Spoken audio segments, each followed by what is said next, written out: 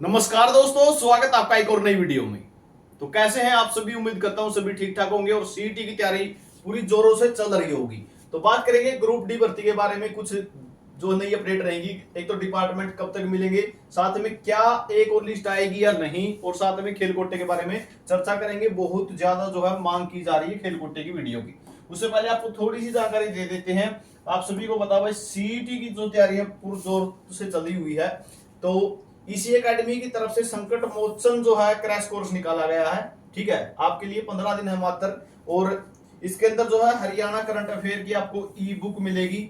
ठीक है, जिसके बाद आप करंट अफेयर की तैयारी अच्छे से कर सकते हैं। 10 प्लस मॉक टेस्ट दिए जाएंगे। हिंदी की भी ई बुक डाल दी गई है। हरियाणा जीके की भी ई बुक मिल जाएगी आपको। ठीक है, यानी पीडीएफ आपको जो है ऐप के अंदर ही अवेलेबल हो जाएगी और जो है आप फास्टली स्टडी कर सकते हैं। मात्र 299 रुपए में जो है क्रैश कोर्स शुरू किया गया है।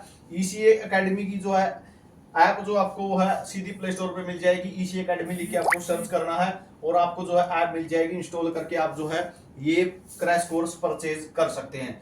ऐप का लिंक आपको डिस्क्रिप्शन में भी मिल जाएगा। अगर सीईटी की तैयारी कर रहे हैं, ठीक है, और अभी भी लेट चले हुए हैं, तो जरूर जो है क्रैश कोर्स को ज्वाइन कर लें। ठीक है, 299 इसका प्राइस रहेगा, ज्यादा नहीं, आप सभी को पता है। करंट अफेयर एक जगह मिल जाएगी आपको सारी, साथ में जो है हिंदी की ई बुक मिल जाएगी। करंट अफेयर में भी आपको पता है 7 से 8 क्वेश्चन पूछे जाने हैं और हिंदी के 15 नंबर की आनी है हिंदी।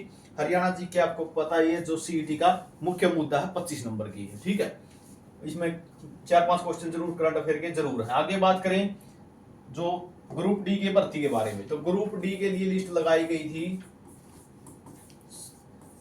इतने पदों के लिए। ठीक है, अब इनकी ज्वाइनिंग हो चुकी है कमिश्नरियों में। अब डिपार्टमेंट कब मिलेंगे, तो आप सभी को बता दूं भाई, जिसने भी ज्वाइन की है डिपार्टमेंट का इंतजार कर रहे हैं, या आप पहले से ही ज्वाइन है। ठीक है, या आप पहले से ही ज्वाइन है, तो अभी जिन्होंने कमिश्नरियों के अंदर ज्वाइन किया है उनको लिए बता दूं, आपको और भी टाइम इंतजार करना पड़ेगा।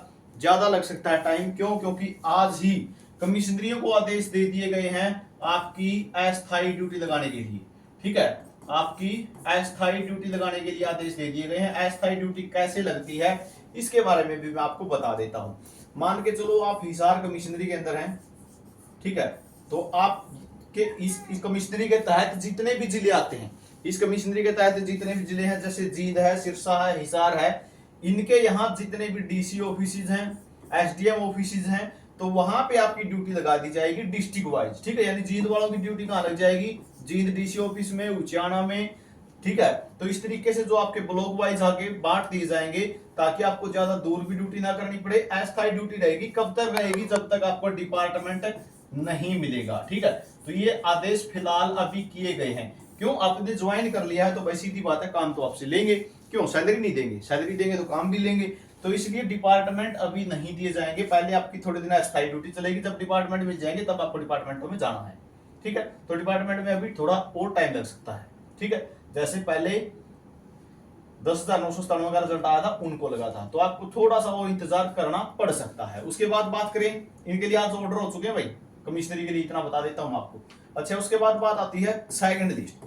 क्या सेकंड लिस्ट भी आएगी?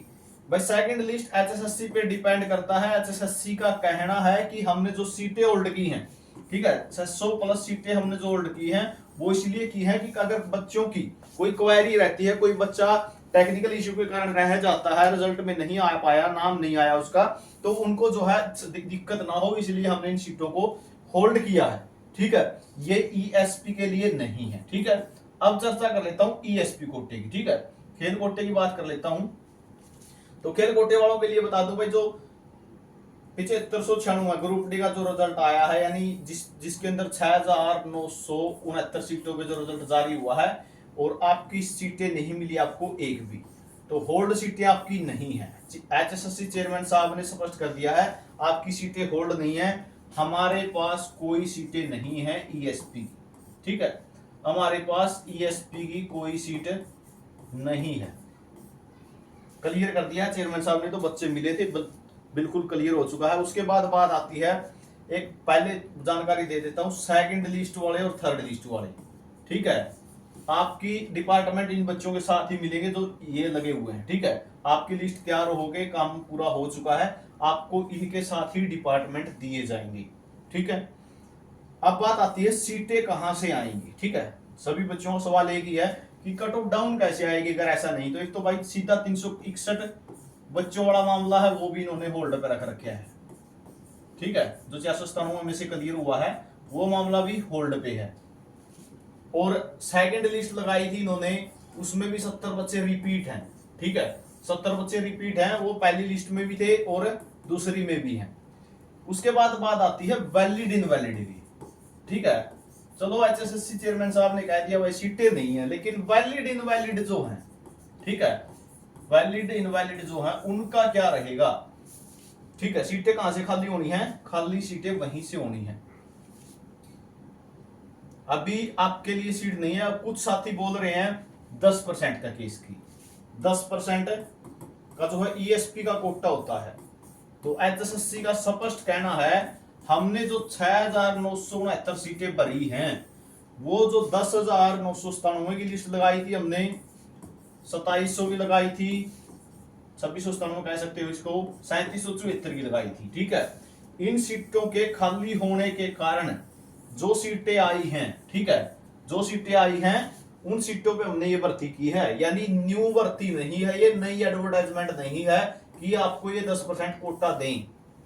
एचएसएससी का ये बात स्पष्ट कहना है, ये आपको समझनी होगी, क्योंकि 25,000 का जो रिजल्ट आया था वहां पे अच्छा खासा जो है यहां से भी सीटें खाली हो गई थी। और जब इन्होंने 2697 की लिस्ट जो लगाई थी उसमें तो जो ग्रुप सी में लगे हैं लगभग वही बच्चे थे। ठीक है, वही बच्चे इसमें 2697 में थे। तो इनका यही कहना है कि जो हमने पहले लिस्ट लगाई है वही से ये सीटें खाली हुई हैं, तो हम 10% कोटा कैसे दें, आपकी सीटें ही नहीं आई हमारे पास। तो एचएसएससी का ये क्लियर कहना है। अब बात को समझ गए होगे। हाँ, आगे क्या रास्ता है इसके बारे में बताऊं तो, कि आगे अब हम क्या करें। तो आप जो इनवैलिड वाला मामला है, ठीक है, जो इनवैलिड वाला मामला है इस पर जो है अपना फैसला ले सकते हैं।